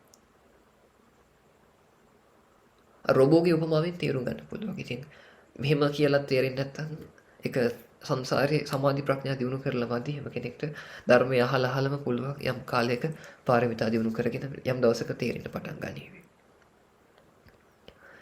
ඊළඟට මෙන්න මේ විඥානය පිහිටන ලද විඥානයක් බවට පත් වෙද්දී මොකද සිද්ධ වෙන්නේ? මෙන්න මේ නාම රූප එහෙම නැත්නම් බාහිර පිළිබිඹු නම් කර ගැනීම කියන කාරණාව දිගින් දිගටම සිද්ධ වෙනවා. කියන්නේ බාහිර තියෙන දේවල් රූප දේවල් කරලා නම් කර ගන්නවා. ඊළඟට මම අත්දකින්නවා කියලා මේ විදිහට නම් කර ගැනීම සිද්ධ වෙනවා. නාම රූප දිගින් දිගටම පැනවීමක් ලබද්දී සලායතන ස්ථාවර වෙන පටන් ගන්නවා. කියන්නේ මට දැනුණා නැත්නම් ස්වාධීනව තියෙන අසකුත් තියෙනවා රූපත් තියෙනවා කනක් තියෙනවා සද්දක් තියෙනවා. මේ විදිහට මේ අභ්‍යන්තර බාහිර දෙක සම්පූර්ණ බෙදෙන්න පටන් ගන්නවා. ධර්මයේ කියලා දෙද්දී කලින් අහපේව හිතන්න එපා. මුලින්ම අහලා අහපේක හොඳට මේ මොහොතේ ධාරණය කරගෙන ඊට පස්සේ අනිත් එකත් එක්ක ගලපලා බලන්න මොකක්ද හරි කියලා දැන් හිතන්න ගියොත් මේක තේරුම් ගන්නත් බෑ අරක තේරුම් යන්නෙත් නෑ. එහෙනම් මේ මෝඩ වැඩේ කරන්න එපා. හරියට අහන් ඉන්න. ඊළඟට මේ විදිහට මේ දෙපැත්ත හිතේ බෙදෙන්න පටන් ගන්නවා. මේ අභ්‍යන්තර බාහිරයේ ස්වාධීනව හිත ඇතුලේ බෙදෙන්න පටන් ගන්නවා. මේ සලායතන ක්‍රියාවලියත් එක්ක මොකද සිද්ධ වෙන්නේ? ස්පර්ශ මට්ටමට පැනවෙනවා. ස්පර්ශය බුදුරණසේ පැහැදිලි කරනවා තින්නම් සංගති පස්සෝ කියලා. කාරණා තුනක එක්ව යාම ස්පර්ශයයි කියලා. මොකද කාරණා තුන? අභ්‍යන්තරයත් බාහිරයත් දැනීමත්. ඇත්ත වශයෙන් තියෙන කණකුත් තියෙනවා. ඇත්ත වශයෙන් තියෙන රූපත් මේ සද්දක් තියෙනවා. ඇත්ත වශයෙන් එක දැනගන්න හිතකුත් තියෙනවා. මේ ඔක්කොම ස්වාධීනයි ස්ථාවරයි ස්ථිරයි කියලා හිතේ අමුතු හැඟීමක් තියෙනවා. කියන්නේ ඇත්තටම තියෙන සද්දයක් ඇත්තටම ඉන්න මට ඇත්තටම තියෙන හිතින් දැනගත්තා කියලා මේකත් එක ඇදිලා යන ගතියක් තියෙනවා. අන්න ස්පර්ශ මට්ටම. ඒතර මේ ඇදිලා යාම තුල ඒක හින්දා යම් වේදනාවක් හටගත්තොත් ඒ වේදනාව මට දැනෙනවා මම විඳිනවා කියලා එක පැනවෙනවා. අන්න වේදනාව. මේ වේදනාව මට දැනෙනවා කියලා පැනවිච්ච තැනම ඒක සැපක් නම් ආය ලබන්න. දුකක් නම් ඒකෙන් අයින් වෙන්න. සැප දුක් රහිත වේදනාවක් නම් ඒක පවත්වන්න. ඔන්න තණ්හාව ආසාව läග ගන්නවා ඇති වෙනවා. ඕලාරික මට්ටමේ. මෙන්න මේ ආසාව තව බලවත් වෙලා උපාදානයක් බවට පත් වෙනවා. මේක ගැනම නිතර මතක් වෙනවා. මේකත් එක නිකන් ගහගෙන යනවා වගේ. මේක නිකන් සත්‍යයි කියලා ගහගෙන යනවා වගේ ගතියක්. රූප ශබ්ද එක සද්දයක් එක්ක ඒක සත්‍යමයි කියලා එකත් එක්ක ඇදිලා යනවා. ආයේ මේ මොහොත දැනීමක් තුල බෙදුණු පොල් දෙපැත්ත කියලා මේවා ආයේ හිතා ගන්නවත් බෑ. එහෙම උපාදානයට අහු වුණාම. සත්‍යම තමයි හිතෙන්නේ. අන්න උපාදානය හේතු කරගෙන මොකද සිද්ධ වෙන්නේ? පැවැත්ම කියන දේ සකස් වෙනවා. කර්මයක් එතන සකස් වෙන ඒකට පැවැත්මේදී මොකද වෙන්නේ? ඇත්ත වශයෙන් තියෙන ලෝකෙක මම ජීවත් වෙනවා කියන හැඟීම හොඳටම ස්ථාවර වෙනවා. මෙන්න මේ ස්ථාවරත්වයේ තුල මේ කයට අදාළ කර්මය ෂය වෙද්දී එකපාර තව තැනක ගිහිලා එල්බ ගන්නවා කර්මානුරූපීව. උපදින සිද්ධ වෙනවා. ඉපදුනොත් ආයේ මේ දුක් හදම මුලිත ළඟට. ඕක තමයි පටිච්චසමුප්පාදය. දැන් මේකේ බලන්න මේක හොඳට විශ්ලේෂණය කරන කෙනෙක්ට දැක ගන්න පුළුවන් විශේෂිත ලක්ෂණයක් තමයි මෙන්න මේ අංග 12 මැදින් එකක් හරි කැඩුවොත් මුළු අංග 12ම කැඩිලා යනවා. ඉතින් ස්පර්ශය නැති කළා කියන්නේම අවිද්‍යාව නැතිවීමෙන්ම ස්පර්ශය නැති වෙන නිකන් නැති වෙන්නේ නැහැ. ස්පර්ශය කැඩුව ගමන් 12ම කැඩිලා යනවා. ආයේ සලායතනෙ කැඩුවොත් 12ම කැඩිලා යනවා. වේදනාවෙන් කැඩුවත් 12ම කැඩලා යනවා. තණ්හාවෙන් කැඩුවත් 12ම කැඩලා යනවා. අනේකයි බුදුරණසේ දේශනා කළේ අභිසමය සංයුක්තයේම පටිච්ච සමුප්පාදයක් දේශනා කරමි, පටිච්ච සමුප්පන්න ධර්ම දේශනා කරමි කියලා මේ දෙක වෙන වෙනම. පටිච්ච සමුප්පාදය කියන්නේ පරියාය. අවිද්‍යා සංකාරය කියන්නේ ඒකට උදාහරණ විතරයි. පටිච්ච සමුප්පාදේ මේ ඉතිමස්මින් සති ඉදං හෝති. ඉමස් උපාදේ ඉදං උප්පජ්ජති. ඉමස්මින් අසති ඉදං නොහෝති. ඉමස්ස නිරෝධා ඉදං නිරුජ්ජති. මේ ඇති කල්හි මේ වේ. මේ හට ගැනීමෙන් මේ හටගනි. මේ නැති කල්හි මේ නොවේ. මේ නිරුද්ධ වීම නිරුද්ධ වියයි. යදිදං අවිද්‍යාව පත්‍ය සංඛාරා කියලා ඔන්න බුදුරජාණන්සේ පැහැදිලි කරනවා. එනම් මේ අවිද්‍යාව ඉන්න සංඛාරින්ද ඔන්න ඔය විදිහට කියනවා. ඊපස්සේ නැවත ඔකේ ප්‍රතිලෝම පැත්ත කියනවා අවිජ්ජායත්වේ වාසේස විරාග නිරෝධෝ සංඛාර නිරෝධා කියලා. නමුත් අවිද්‍යාවගේම නොදන්න කමේම ඉතුරු නැතුව නැති වෙලා යාමෙන් මේ දෙයක් කරලා ගන්න එකම බාහිරට විහිදෙන එකම ඉතුරු නැතුව නැති වෙලා යාමෙන් සංස්කරණයක් සිද්ධ වෙන්නේ නැතුව යනවා. සකස් වෙන්නේ නැතුව යන්න පටන් ගන්නවා. මමයි ලෝකයේ ඇසයි රූපේ කනයි සද්දේ කියලා සංස්කරණයක් නැහැ. සංස්කරණේ වැටෙද්දී විඥාණය අනිදස්සන වෙන්න පටන් ගන්නවා. නිදර්ශන තියෙන්නේ නැති එකක් අහස ඉරියා දිනවා වගේ වෙන්න පටන් ගන්නවා. රදින්නේ නැහැ කිසි දෙයක්. පෙනුන විතරයි, ඇහුණ විතරයි, දැනුණ විතරයි, හිතුණ විතරයි. විඥානං අනිදස්සන කියන තත්ත්වයටපත් වෙනවා. විඥානය නිදර්ශන වෙද්දී නාම රූප බාහිර පිළිබිඹු නම් කර ගැනීම ඒක තුල පිහිටන්නේ පිහිටීමක් ලබන්නේ නම් කර ගැනීම වලට පිහිටීමකුත් නැහැ බාහිර රූප ශබ්ද ආදියට පිහිටීමකුත් නැහැ මම කියලා පිහිටීමකුත් නැහැ නාම රූප පිළිබිඹු නොවෙද්දී මේ අභ්‍යන්තර බාහිර ඇස රූප කන ශබ්ද කියලා මේවා ස්වාධීන නැතයි කියලා බෙදා ගන්න ගතිය ඒකට පිහිටීමකුත් නැහැ ඒකත් වැටෙනවා එතන ඒක වැටෙද්දී ඇත්ත වශයෙන් තියෙන මගේ හිතට ඇත්ත වශයෙන් තියෙන බාහිරේ ශබ්දය ඇත්ත වශයෙන් තියෙන කනින් ඇහුණා කියලා මේ තුන් පැත්තත් එක්ක ඇදිලා යන එක ඒකත් වැටිලා යනවා ඒක වැටලා යද්දි වේදනාව මට දැනෙනවා කියලා අදහසකුත් නෑ ඒකත් දැන සිටීමක් විතරයි වේදනාව ඉතින් ස්පර්ශ නොකිරෙන මට්ටමකට හිතපත් වෙනවා මට දැනෙනවා කියලා දැනෙන්න ටික ගන්නකට ඊළඟට වේදනාව ඉක්මව යද්දි ඒකට කිසිම ආසාවක් ඇති වෙන්නේ නෑ පවත්තන ආසාවකුත් නැහැ ලබන්න ආසාවකුත් නැහැ අයින් වෙන්න ආසාවකුත් නැහැ එහෙම වෙද්දි ඒකට උපාදානයක් ග්‍රහණය වෙලා ඒක හබාගෙන යන ගතියකුත් නැති වෙලා යනවා ඒක ආයෙ හිතට මතක් වෙන ගතියකුත් නැති වෙලා යනවා ඒක නැති වෙද්දි ඇත්ත වශයෙන් තියෙන ලෝකෙක මම ඉන්නවා කියන මේ පැවැත්ම පිළිබඳ තියෙන සංකල්පයත් හිතින් හේදිලා යනවා ඒක හේදිලා ගිය තැන මේ ශරීරයට අදාළ කර්ම ඉවර වෙද්දී තව තැනක ගිහිල්ලා ඇවිලෙන්න ඉන්දන නැහැ. අන්න එදාට සීති භූතෝස් මිනිබ්බුතෝ සිසිලෝ යෙවෙමි. නියුනේ වෙමි. දර කියන්න පුළුවන් අභේදී කායෝ නිරෝධි සංඥා වේදනා සීති භවින්සු සබ්බා රූප සමින්සු සංඛාරා විඥානං අත්ංගමා කියලා. කය බිදිලා කියා වේදනාවල් සිසිල් වෙලා කියා හඳුනා ගැනීම නිරුද්ධ වෙලා කියා හිතේ සකස් කිරීම සංසිඳිලා කියා දැනෙන බව දැනීම අස්තේට කියා නොපෙනී කියා අස්තේට කියා අත්ංගම අන්න එදාට සංසාර නාට්‍යයේ තිරය පල්ලහැට වැටෙනවා මෙන්න මේක තමයි පටිච්චසමුප්පාදයේ කෙටියෙම කිව්වොත්. ඊට වඩා මම දන්නේ වෙන විදියක් පැහැදිලි කරන්න ඔය බොහොම ගැඹුරු පරයයක් බොහොමත්ම සරල විදියට පැහැදිලි කළා. එතකොට මෙතන වැදගත්ම කොටස තමයි මේ අවිද්‍යාව ගැන කතා වෙද්දී මේ අවිද්‍යාව ගැන කතා වෙද්දී එතන කතාවේ ඔය අවිද්‍යාව ගැන කතා කරොත් උතන තියෙන්නේ විඥානයත් නාම රූපයත් අතර සංසිද්ධිය. කියන්නේ මේ දැනීම දෙයක් බවට පත්වීම ගැන මේ කාරණාව. එතකොට පුළුවන් මේ දැනීම දෙයක් වෙන්නෙම අපේ හිත වර්තමාන මොහොතේ දැනීමට අවදිමත් වෙලා නොතියෙන හින්දා.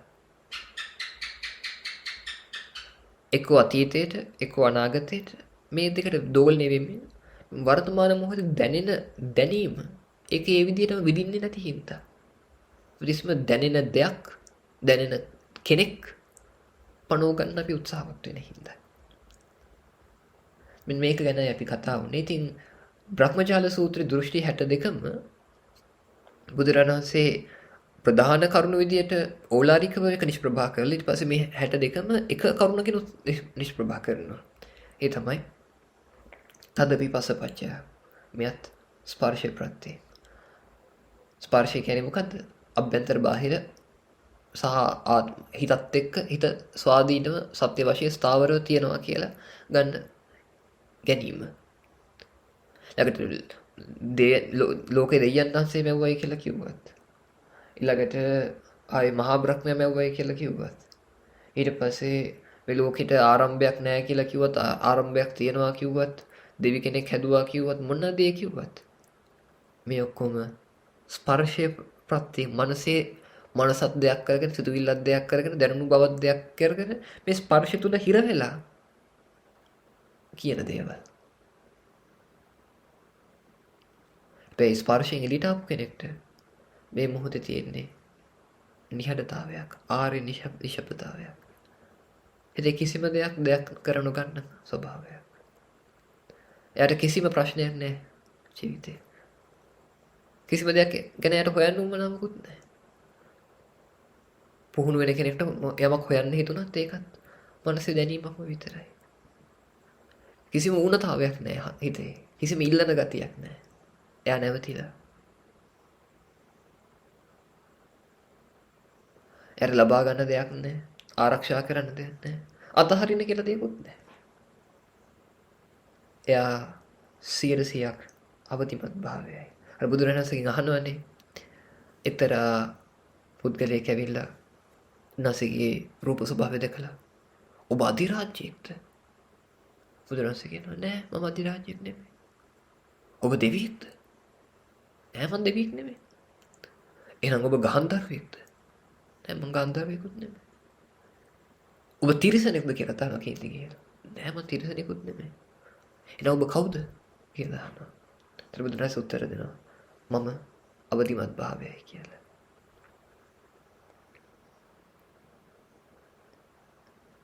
මම අවබෝධයයි අවදිමත් භාවයයි. මේ සියුම් තප්පරයට මේ ෂණයට 100% අවදිමත් වෙලා වෙන කිසිම දෙයක් ගැන කිසිම අදහසක් නැහැ. මේ තප්පරය තුළ. මොකද ඔබ කොච්චර හිතුවත් කොච්චර දැකලුවත් ඔබට කවදාවත් අතීතයට යන්නත් බෑ අනාගතයට යන්නත් බෑ.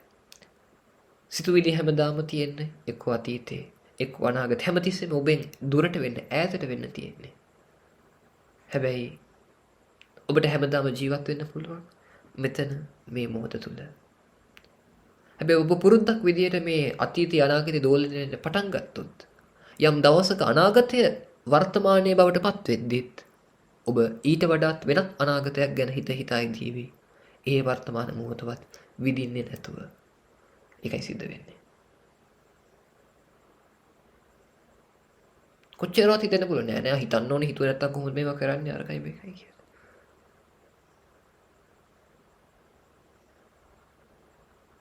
ඒකට ඔබට ඉන්න පුළුවන් මෙතන මේ මොහොත තුල විතරයි. වෙන කොහෙවත් ඉන්න බෑ. මනස යන්නේ කොහෙද යන්නේ? මෙහාට එන්න කියලා මේ මොහොතට ගන්න මේ මොහොත දැනෙන බවට. ඒතර මේ මොහොත මේ තප්පරයට අවධානය යොමු කළොත් ඔබට තේරෙවි මේ අවධානය කියන දේ දැනීම කියන දේ ඔන්න ඇහැට දැනෙනවා ඔන්න ආයි කනට දැනෙනවා ඔන්න දිවට ආයි නහයට දැනෙනවා එක්ක ඔන්න හිතට දැනෙනවා ආයි කයට උලකක් දැනෙනවා ඔන්න ආයි වාඩි වෙලා ඉන්න එක දැනෙනවා ආයි සිතුවිල්ලක් දැනෙනවා ආයි රූපෙට ඉස්සරහ තියෙන විදියට හිත යනවා ආයි සද්දයකට හිත යනවා මෙන්න මේ විදියට මෙන්න මේ ආයතන හයෙන් හයට මාරු වෙ යන මේ සිහිය ගැන ඔබට හොයාගන්න පුළුවන්. අන්න ඒකයි බුදුරජාණන්සේ දේශනා කරන්නේ. මේ මනසින් එතර වෙන තැන මොකද්ද කියලා අහුවොත් මනසෙන් උත්තරීතර වෙන්නේ මොකද්ද කියලා අහුවොත් බුදුරජාණන්සේ කියනවා සිහියයි කියලා. සිහියට හේදි සිද්ධ කරලා දෙන්න පුළුවන් Tamanට. මනසින් එතර වෙන්න පාරක් පෙන්වන්න පුළුවන් සිහියට.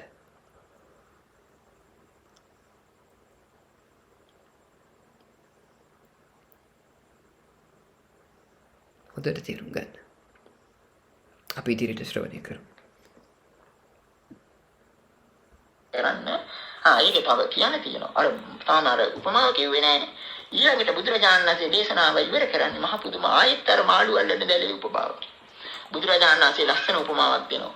මහණෙනි යම්සේ දක්ෂ මසුන් මරන්නේ ඕ මසුන් මරන්නෙකුගේ අතවැස්සේ ඊටමත්ම සියුම් ලෙස වියන ලද මාළු දල අරගෙන කුඩා දී කඩਿੱත්තකට බහිනවා. එතකොට ඒ මසුන් මරන්නට හොඳටම ස්ථිරයි. ඒ දැල සියුම් ලෙස හැදියට වියලා තියෙන නිසා මේ දී කඩਿੱත්තේ යන්තා ලොකු සතුන් ඉන්නවනම් මාළුවන් කියන්නේ මාළුවන්නේ බලාපොරොත්තු වෙන්නේ. ඒ වගේ මාළුවන් ඉන්නවනම් ඒ හැම මාළුවම මේ දැලට අහු වෙලා ඉවරයි. ඒ මාළුව බේරෙන්න ඔළුව උඩට දානකොට ඒකට උම්මුජ්ජමානා උම්මජ්ජන්ති වචන හිතන් හරි ජමුරුයි. මේ මාළු දැලෙන් බේරෙන්න මේ මාළු දැල දැම්මට පස්සේ දැන් මාළු දැලට දැම්මහම මාළුව බලන්නේ උඩට එන්න ඒ බේරෙන්නේ. නමුත් හිර වෙනවා. ඒ හිර වෙන්නේ දැල්ැසේ. මේ හිතා ගන්න පුළුවන් නේ මේ පින්නකට. එතකොට දැල්ැස සියුම් ලෙස වියලා තියෙනවා නම් මාළුවට උඩහට එන්න බෑ. උඩහට එන්න හදනවා හිර වෙනවා. උඩහන්න හිර වෙනවා.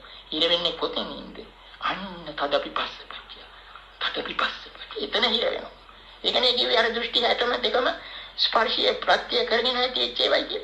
දැන් මේ පිනතෝ ටිකක් තේරුම් ගන්න බලන්න මේ කියන එක. නිකන් මේ උපමා අහලා ඒකට නෙමෙයි මේ ආවේ. ඉතින් මේ උපමාව කියන්නේ උපකාර කරගන්න යනවා. මේ මම කියන උපමාව කියන්නේ බුදුරජාණන් දීපු පුදුම උපමාව. එතකොට මේ මාළුකාරයේ දැන් බුදුරජාණන් පෙන්වුම් කරන්නේ මොකද්ද? මේ දෘෂ්ටි 62 තුල මේ 62ට ඔක්කොම අහු වෙන ලෝකයේ අතීතා ලෝකේ ලෞකික අර ඒකයි අපි කිව්වේ. ගමරාල්ලයි ඔක්කොම දෘෂ්ටිගත කියන්නේ. ඒ අතීත ගමරාල්ලයි දැන් ඉන්න ඇවිදුරුනේ ඔක්කොම විද්‍යාඥයන්ොත් ඇතුළේ ඔක්කොම අහුවෙලා ඉවරයි. මොකද අර පුස්ස පටිසංවේදී ස්පර්ශය එතන ඉඳලා ඒගොල්ලෝ කරන්නේ. ඇහැට පේන්නේ නැති එකට අනුදක්නයක් දුරදක්නයක් උපකාර කරනවා ඒක ස්පර්ශය. ඒක ස්පර්ශයම නේද? අනිත් ඒවා හිතට වැටෙන්න එකපාරට සාමාන්‍ය හිතට වැටෙන ටිකට ඊළඟට තර්ක විතර්ක ඔස්සේ සයාගෙන යනවා. ඒත් ලෝකයේ කෙලවර වලත් මොකක්වත් අල්ලගන්න බෑ. තාම ඉන්නේ ලව් ගෙඩිය ඇතුලේ.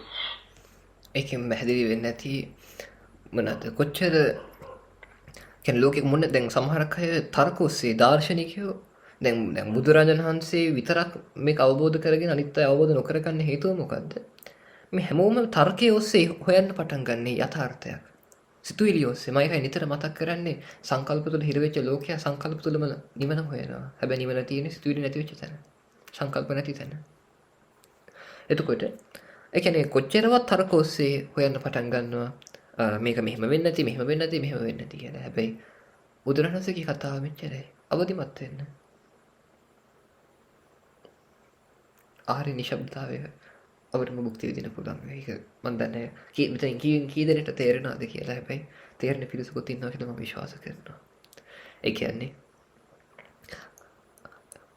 යම් සිතුවිල්ලක් හරි සිතුවිල්ලකුත් තියෙනවා ඒක අත්දකින්න හිතකුත් තියෙනවා ඒක දැනෙන ආත්මිකුත් තියෙනවා විඥානිකුත් තියෙන ආත්මිකුත් තියෙනවා මෙන්න මේ වශයෙන් අරගෙනමයි මිනිස්සු සිතුවිලි ගොඩනගන්නේ දර්ශනවාද ගොඩනගන්නේ. ඊළඟට දුර දක්න අනුදක්න පාවිච්චි කරන්නේත් අන්වික්ෂ පාවිච්චි කරලත් රූපයකුත් තියෙනවා ඒක දකින්න ඇහැකුත් තියෙනවා දකින්න ආත්මිකුත් දැනෙන ආත්මිකුත් තියෙනවා හිතකුත් තියෙනවා කියලා හිතාගෙන. කියන්නේ හැම තිස්සෙම ස්පර්ශ බුදුරණසේ මේ පැහැදිලි කරන දෘෂ්ටි 62 දී යම් තාක් මේ ලෝකේ මොන විදිහේ දෘෂ්ටි මතවාද ගොඩනැගුවත් මොන විදිහේ ආගම් ගොඩනැගුවත් දැනට තියෙන ආගම් ඔක්කොමත් අයිතිය තුල ඒ හැම ආගමක්ම උතන ගිහිල්ලා පැටලෙනවා. ඔය අර විතාම දක්ෂ ලෙස ද්වියපු මාළු දැලක් වගේ එක මාළුවෙක්ටවත් බෑ එතනින් පැන ගන්න. මොකද ඒ තරම් සියුම් මාළු ඇස් එක දැල් ඇස කොහෙන් පයින්න ගියත් කොහෙන් මොන විදියට හිතන්න ගියත් දැල් ඇසේ ගිහිල්ලා හිර වෙනවා. මොකද දැල් ඇස තද පිපස්ස පච්චය. ඒකත් ස්පර්ශයේ ප්‍රත්‍යයෙන්. ඒකත් අර තුන් පැත දෙයක් කරගත්තු හින්දා. මොන දේ හිතුවත් ඒ දේ හිතලා තියෙන්නේ හිතන මමකුත් තියෙනවා හිතන හිතකුත් තියෙනවා හිතන සිතුවිල්ලකුත් තියෙනවා ඒකත් දැනගන්න හිතකුත් ආත්මයකුත් තියෙනවා කියන අදහසෙන්. හැබැයි බුදුරණන්සේ කිව්වේ මොකද්ද? ස්පර්ශය ඉක්මවා යන ක්‍රමවේදයක්. මොකද්ද ස්පර්ශය ඉක්මවා යන ක්‍රමවේදය? දෙයක් කරන ගැනීම. 100% අවදිමත් භාවය. මේ මොහොත දැනීමේ සංවේදී වීම.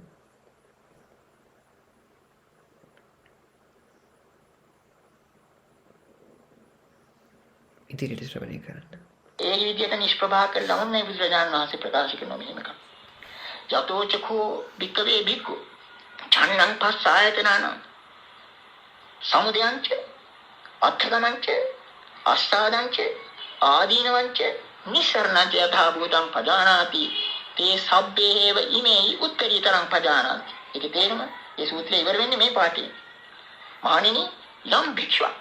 මෙතන කියන්නේ රහතන් වහන්සේ කියලා හිතා ගන්න තියෙන යම් භික්ෂුවක්.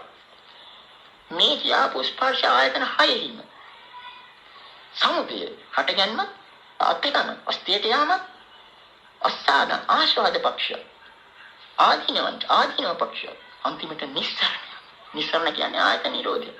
ඒ නික්මීම කියන මෙන්න මේ කාරණා පහ යථාභූත වශයෙන් තේරුම් ගත්තා නම් අන්නේ වික්ෂු අර කියාපු දෘෂ්ටිගතකින් ඔක්කොටම වඩා උත්තරීතරම් පජාන උත්තරීතර ඥානෙ එතන.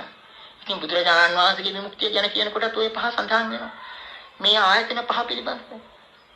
දැන් කෙනෙක් හිතන්න පුළුවන් එහෙමනම් හැමතිස්සෙම මේ අරහත් ඵල සමාපත්තිය ඉන්නවා කියලා නෑ. අර අවබෝධය ලබා ගත්තා. මේ ආයතන 6 ඇති වෙන හැටි තේරුම් ගත්තා.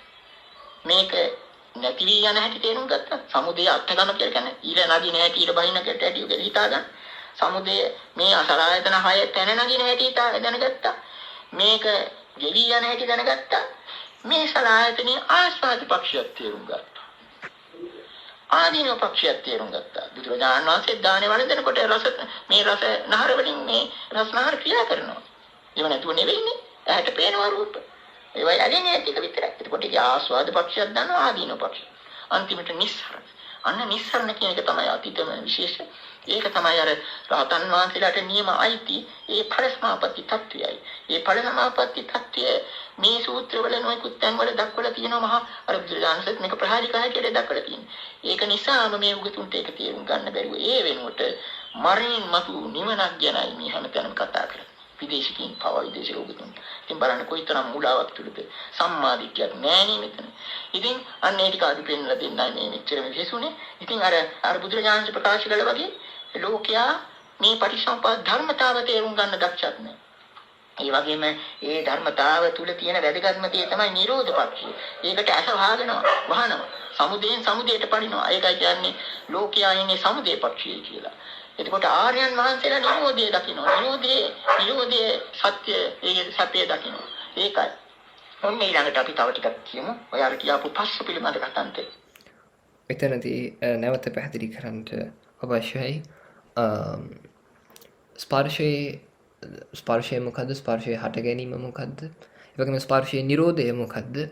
ඒ වගේම ස්පර්ශයේ ආස්වාදය, ආදීනව සහ නිස්සරණය. එතකොට ස්පර්ශයේ හට ගැනීම කියලා කියන්නේ සාමාන්‍යයෙන් ස්පර්ශයේ හට ගැනීමත් නැතිවීමත් කියලා අහපුවම ඕලාරිකව කෙනෙක් හිතුවොත් ඒකට ඔබට හිතන්න පුළුවන් උත්තරේ තමයි මේ පෙනුණු එක නැති වුණා කියලා. ඔය මට්ටමින් ස්පර්ශය ඇති වුණා ස්පර්ශය නැති වුණා කියලා. හැබැයි මේක ගැන ගැඹුරින් නුවණ විමසද්දී ස්පර්ශයේ හට ගැනීම කියන්නේම මේ අවිද්‍යාව හේතු කරගෙන ස්පර්ශය පැනවීම. කියන්නේ බාහිරක් තියෙනවා අභ්‍යන්තරයක් තියෙනවා ඒක දැනගන්න හිතක් තියෙනවා කියලා මේ දෙයක් වීම. ඒකම තමයි ස්පර්ශය. ඒක මොහොතින් මොහොතේ දෙයක් වෙන්නේ. අනේක තමයි ස්පර්ශය. එතකොට ඊළඟට ස්පර්ශයේ නිරෝධය තමයි ඒක මේ දෙයක් කර ගැනීම මනස තුලම ඇති වෙන මායාවක් බව දැකලා මේ දැනීම ඇවිල්ලා හුදු දැන සිටීම පමණක් බව තේරුම් ගැනීම. ඒ අවදිමත් භාවය. ඔන්න ස්පර්ශය නැවත මේක ඔන්න ස්පර්ශය නැති වෙලා යනවා. එතකොට තුන් පැත්ත එක ඇදිලා යන එක නැති වෙලා යනවා. අන්න ස්පර්ශය නිරෝධය. අපි උදෑසන දේශනාවල භාවනා වැඩසටහනවලදී වඩාත් අපි සාකච්ඡා කරමු. ඊළඟට ඔන්න ස්පර්ශ නිරෝධය. ඒකත් එක්ක ස්පර්ශයේ ආස්වාදය ගැනත් හිතන්නේ කියනවා. ස්පර්ශ ආස්වාදය තමයි අපි යමක් ඒ කියන්නේ දැන් හිතන්න අපි ස්පර්ශ ආස්වාදයට තමයි හැමදේම සිද්ධ කරන්නේ. විවාහ වෙන්නේ ස්පර්ශ ආස්වාදයට, ආහාර රස විඳින්නේ ස්පර්ශ ආස්වාදයට, ඊළඟට සින්දු අහන්නේ ස්පර්ශ ආස්වාදයට, ලස්සන දේවල් බලන්න හිතෙන්නේ ස්පර්ශ ආස්වාදයට. මේක තමයි ස්පර්ශ ආස්වාදය. මේ ස්පර්ශයේ හේතුව යම්කිසි සැපක් සොම්නසක් උපදිනවද? ඒක තමයි ස්පර්ශ ආස්වාදය. මොනවාද සැප සොම්නස්? අපිට හිතෙනවා මේක හරි ලස්සනයි කියලා හිතෙනවා. එමෙන් දැන් තුන් පැත්ත දෙයක් කරලා ගත්තු තැනයි අපිට යමකට ආසාවක් හිතෙන්නේ. ඒ කියන්නේ ඇත්ත වශයෙන් බලන මමත් ඉන්නවා, බලන දේකුත් තියෙනවා, ඒක දැනගන්න හිතකුත් තියෙනවා. මේක ස්වාධීනව දිගටම පවතිනවා. මේ විදිහට අපි ගන්නේ සාමාන්‍යයෙන්. මේ ගැනීම තුල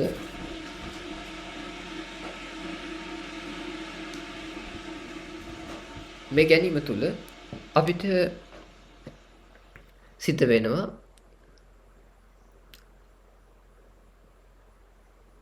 හිතේ සැප වේදනා ඇති වෙලා මේ සැප වේදනාවත් එක්ක ගහගෙන යන ගතියක්. අර සැප වේදනාව තණ්හාවක් බවට පෙරලෙනවා ස්පර්ශයේ හේතුවෙන්. කියන්නේ ස්පර්ශය දෙයක් කරලා ගත්ත තැන ලස්සන කෙනෙක් ඉන්නවා, ලස්සන සින්දුවක්. මේකම තමයි අපිට දැනෙන්නේ. ඒකෝර මේක දැන සිටීමක් කියන එක තේරෙන්නේ නැහැ. තවත් පොඩ්ඩක් එක ලේසි කරලා ඕලාරික විදිහට පැහැදිලි කළොත් අපිට හැමතිස්සෙම තියෙන්නේ මේ කියන්නේ මේ ස්පර්ශය දෙයක් වෙන මට්ටමේම තමයි හිත තියෙන්නේ. නැවත නැවත දෙයක් කරලා ගන්න මට්ටමේ. හැබැයි මේ දෙයක් වෙන හැම අවස්ථාවකම මේ දෙයක් වෙච්ච හැම එකක්ම එතරම් නැතිත් වෙලා යනවා. ඒ උදාහරණයකට මම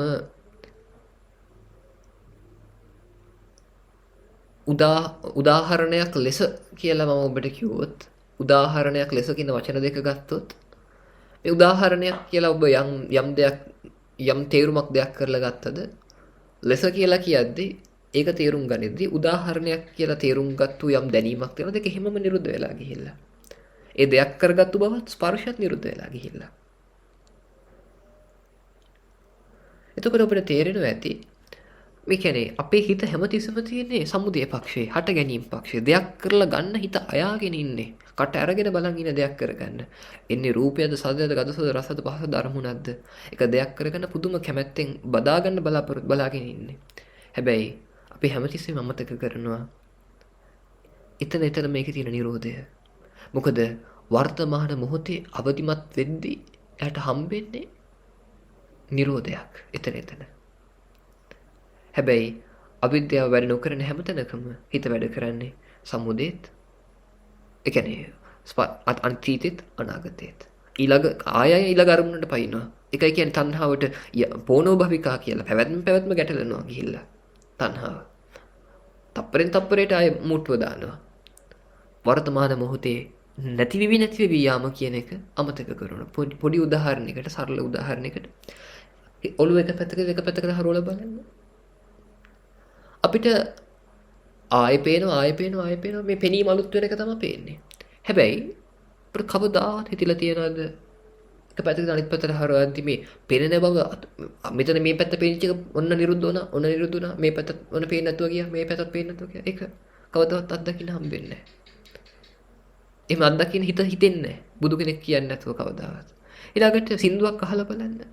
සින්දුවක එක දිගට ඇහෙන එකත් එක්ක අලුතෙන් ඊළඟ තප්පරේ දැනෙන දෙයට හිත යොමු කරනවා මිසක් කවදාවත් මේ මේ තප්පරේ එක නැති වුණා කියන එක නැති වෙලා ඊළඟ තප්පරේ දැනුණා කියන එක කවදාවත් හිකට හිත අවධානය යොමු වෙන්නේ නැහැ.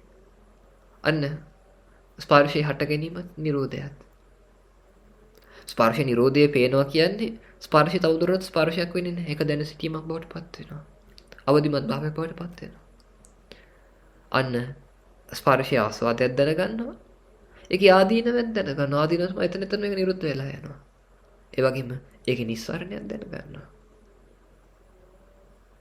ඒකේ නිස්සාරණය කියන්නේ මේක දෙයක් කරලා ගන්න මේ ස්පර්ශයේ සමුදේ වීම තුලයි අපි හිතින් ඇති කරගන්න සැප වේදනාවල් සියල්ල නිර්මාණය වෙන්නේ. උදාහරණයකට කියන්නේ ඔබ මොන දේ ලස්සනයි කිව්වොත් මොන දේ හරිම සෞම්‍යය මොන විදියට හිතුවත් මේ හැම එකක්ම හිතේ සංස්කරණයක්. හිතමුකෝ අපි කෙනෙක්ට ලස්සනයි කියනවා කියලා. ඉතින් හඳුන ගන්නවා මෙයාගේ මෙහෙමයි කියලා හඳුනගෙන ඒකට සැප වේදනාවක් විඳිනවා. ආයෙ මෙයා මෙහෙමයි කියලා හඳුනගෙන ආයෙ සැප වේදනාවක් විඳිනවා. මේ සැප වේදනාවට තියෙන ආසාව නැවත හඳුන ගන්නවා.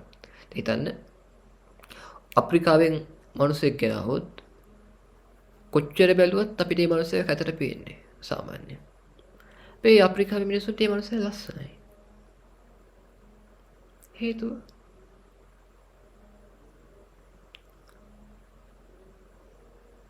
ඒක අපි පුරුදු වෙලා තියෙන විදිහ ඒ වගේම ඒක එකිනෙකට එක වෙනස් වෙනවා.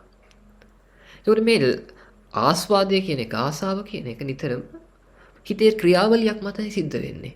මෙයාගේ මූණ මෙහෙමයි කියලා හඳුන ගන්නවා. ඔන්න ඒකට සැප වේදනාවක් ඇති වෙනවා. ඒ සැප වේදනාවට තියෙන කැමැත්ත ආයෙ හඳුන ගන්නවා. මෙයාගේ ඇස් නම් හරි ලස්සනයි කියලා ආයෙ හඳුන ගන්නවා. මෙයාගේ තොල් නම් ලස්සනයි කියලා හඳුන ගන්නවා. ආයෙ සැප වේදනාවක් විඳිනවා. ඒ වේදනාව හින්දා ආයෙ කොහේ හරි හඳුන ගන්නවා. මෙන්න මේ විදියට කරගෙන ක්‍රියාවලියක් තුළ අපි මේ සම්මුතිය කතා කරන සැප සතුට කියන දේ අපිට හම්බ වෙන්නේ. සින්දුවක් ඇහුවත් පහසක් දැනුණත් මේ මෙහෙම අල්ලද්දි මෙන්න මෙහෙමයි කියලා දැනනවන්න ඒ වේදනා සංඥා දෙක එකතුවක විදිහට තමයි පහස දෙයක් බවට පත් වෙන්නේ. ඒකෙන් ලැබෙන ආස්වාදය ලැබෙන්නේ. හැබැයි යම් අවස්ථාවක මේක මෙතන මේක නිරෝධය වැටහෙද්දි මේකේ ආදීනව පැත්ත වැටහෙද්දි මේ තවදුරටත් මේ සංස්කරණයන් සිද්ධ කරන එක තුලම යම් කිසි සැප වේදනාවක් තිබ්බට ඒක මහා බරක් වෙහෙසක් පීඩාවක් මානසික අසහනයක් කියලා එයාට පොඩ තේරෙන්න පටන් ගන්නවා. ඊට වඩා මහත් සැපයක් ඒක මඩ වගුරක් නම් අරක රජකමක් වගේ කියලා දැනෙනවා මේකේ නිදහස් වෙලා ඉන්න එක. අන්න ඒකයි බුදුරණවහන්සේ ගිහි අතහැරලා යන්නේ. ඒකයි මහාවීර වගේ දාර්ශනිකයෝ ගිහි ගෙවලත් රජකම යත් රජකුමාරයෙක් අතහැරලා යන්නේ. බුදුහාමුදුරුවෝ විතරක් නෙමෙයි. අතීතයේ ಭಾರತೀಯ දාර්ශනිකයෝ ගොඩක් අය හොඳ පවුල් වල ඉතලා අතහැරලා දාලා ගිහිල්ලා තියෙනවා.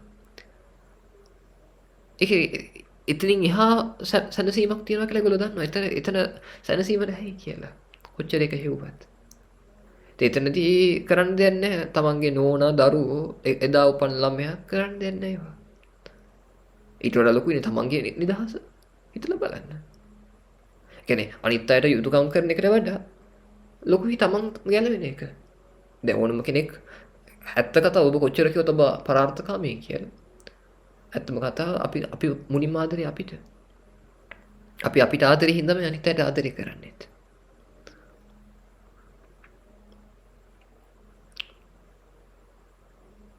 ඒක තමන්ට තමන්ගේ මේ සංසාර ගමනින් ගැලවීම කියන කාරණාවට මුල් තැන දීලා කටයුතු කරන්න කියලා මතක් කරනවා. තව ඉදිරියට ශ්‍රවණය කරමු.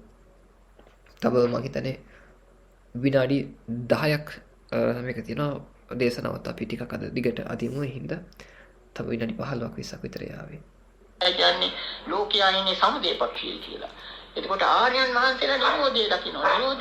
නිරෝධයේ සත්‍ය ඒ සත්‍යය දකිනවා. ඒකයි. ඔන්න ඊළඟට අපි තව ටිකක් කියමු. ඔය අර කියාපු පස්ස පිළිබඳ කතාන්තේ. ඔතෙන්දී අපි වෙන විදියට සූත්‍රයක් ඉදිරිපත් කරනවා. උන්නාද කියලා බ්‍රාහ්මණෙක් වරක් බුදුරජාණන් වහන්සේ දකින්න ඇවිල්ලා ඒ බ්‍රාහ්මණයා ශ්‍රද්ධාවන්ත කෙනෙකුත් නෙවෙයි වගේ බන්තේ කියලා බුදුරජාණන් වහන්සේට ස්වාමීන් වහන්සේ කියලා ආරාධනය කරන්නේ නැහැ. භවත් ගෞතම කියලා ආමන්ත්‍රණය කළේ. මේ ප්‍රශ්නයක් අහන බුදුරජාණන් වහන්සේ. භවත් ගෞතමයේ ඉන්ද්‍රිය පහක් තියෙනවා. එක ඉන්ද්‍රියන්ට අයිති ගොදුරු විෂයන් තියෙනවා. ඒ කියන්නේ මේ ඇහැට රූප බලන්න පුළුවන් මිසක් කනින් කරන දේවල් අහන්න බෑ. ඒ වගේම කනට රූප බලන්න බෑ අහන්න පුළුවන්. ඒකයි කියන්නේ මේ පංචේන්ද්‍රියන්, බාහිර පංචේන්ද්‍රියන් එක එකට අයිති වැඩ කොටස ගෝචරයක් ගොදුරු දෙමක් තියෙනවා. ඒවා අඤ්ඤමඤ්ඤං ගෝචර. උන්වන්ගේ ගොදුරු විෂයන් අනුභව කරන්න බෑ. ඒ කියන්නේ ඇහැට රූප දකින්න වැරෙන්න සද්ද අහන්න බෑ. දිවට රස විඳිනව මිසක් සද්ද අහන්න බෑ. ඉතින් ඒ විදිහේ ඒ එක පංචේන්ද්‍රයන්ගේ ස්වභාවය එමය. ඊළඟට අහනවා මේ බමුණ. කවුද මේ කියපු ඉන්ද්‍රිය පහට පිළිසරණ වෙන්නේ මොකක්ද? මේ පහට පිළිසරණ වෙන්නේ කිව්වේ මේ පහම ගිහිල්ලා එකතු වෙන්නේ කොතැනටද? ඒ වගේම තව කාරණයක් තියෙනවා. මේ පහෙන් එන ගොදුරු ඔක්කොම අනුභව කරන්න සමත් කවුද? සමහර විට බමුණ හිතන්නේ ආත්මය ගැන. නමුත් බුදුරජාණන් වහන්සේ මොකද කියන්නේ? මේ පංචේන්ද්‍රයන්ගෙන් එන අරමුණු අනුභව කරන්නේ මනස.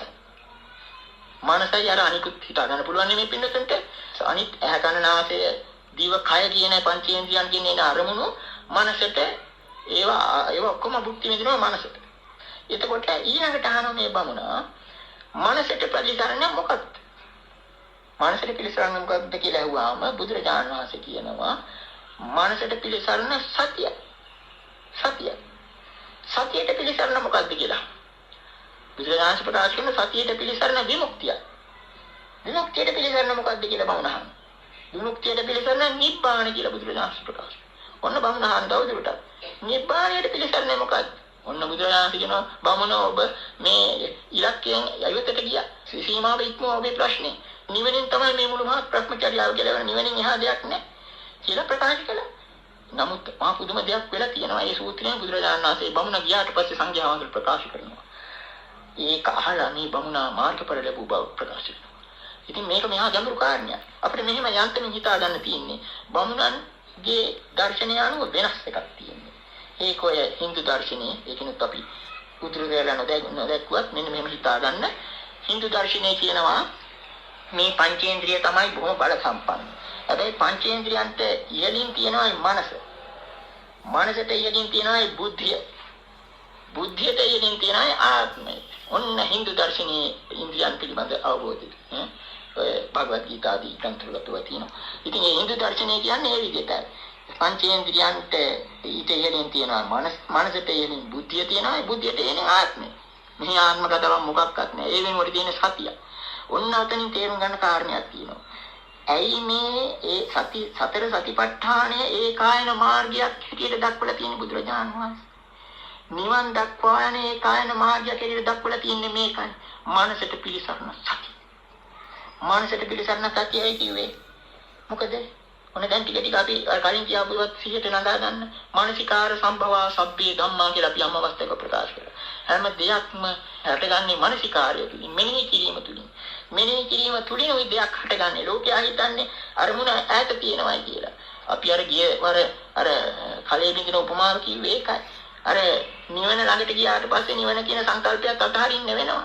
අර පිටිය ළඟට ගියාට පස්සේ ආපහු හැරෙන්න වෙනවා වගේ. ඒ වගේ අන්තිමට තේරෙන්නේ මානසිකාර්ය තුලිනුයි මේ දෙයක් නිෂ්පාදනය වෙන්නේ. ඉතින් මේක තවත් අපි අපේම උපමාවක් ආශ්‍රයෙන් කියතොත් මේ පිණුතුන්ට අපි අර ඇඟිලි අකුරන්න කියාපු අවස්ථාවකුත් මතකයන්නේ. ඇතිනේ නාම ධර්ම ගැන එක එක්කෙනා විග්‍රහ කරන අපි ගැන ප්‍රශ්න කරන නිසා අපි මේ පිණුතුන්ට අභ්‍යාසයක් දුන්නා මේ ඇඟිලි පහෙන් අඳුන ගන්න වේදනා සංඥා චේතන අපස්ස මානසිකාර. ඉතින් මානසිකාර්ය තමයි මහපට ඇඟිල්ල. මහපට ඇඟිල්ල ළඟම ඉන්නේ පස්සෙයි. ඔන්න දැන් ටිකක් හිතා ගන්න මේ ටික මොකද්ද කියන්නේ කියලා. එතකොට දැන් අපි කියවනේ පංචේන්ද්‍රියන්ගෙන් එන අරමුණු මනසට ඔක්කොම එකතු වෙලා එනවා කියලා මනස ඒවා භුක්ති විඳිනවා කියලා.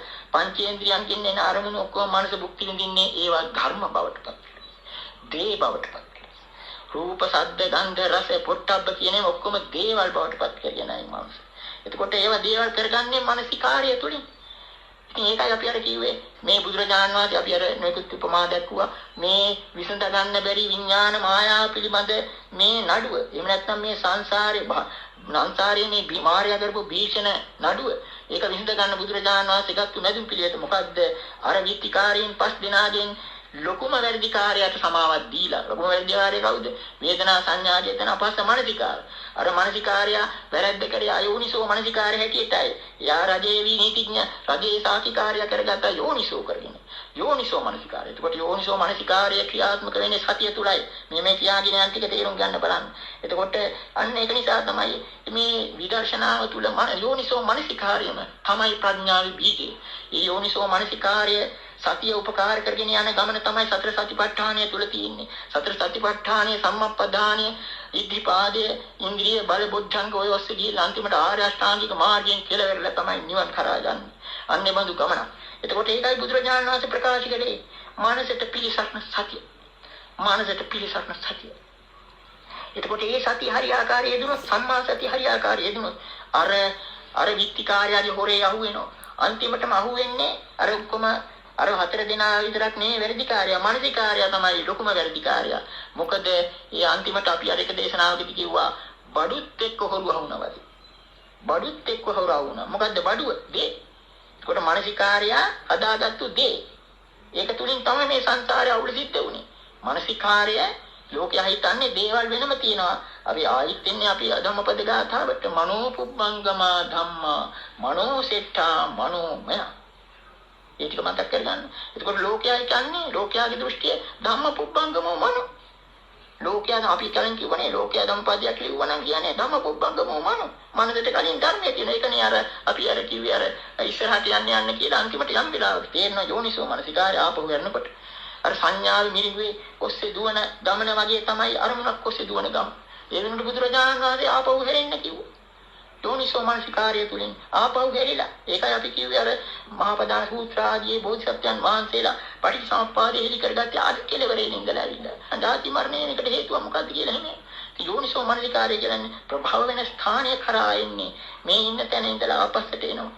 එතකොට අර නිමක් නැති කෙලවර නම් තිබුණේ අන්තිමට අහුවෙන්නේ අර සාතිකාරය. එහෙම නැත්නම් අර ලොකුම විත්තිකාරය කරපු වැරද්ද තමයි අන්න දෙයක් හදාගත්තු එක. එතකොට අන්න එතන තමයි ඔය කිව්වේ ධම්ම සංඥාච විරජ්‍යති කිව්වේ. දැන් මතක් කරගන්න. මනෝචනේ නිරුද්ධති ධම්ම සංඥාච විරජ්‍යති.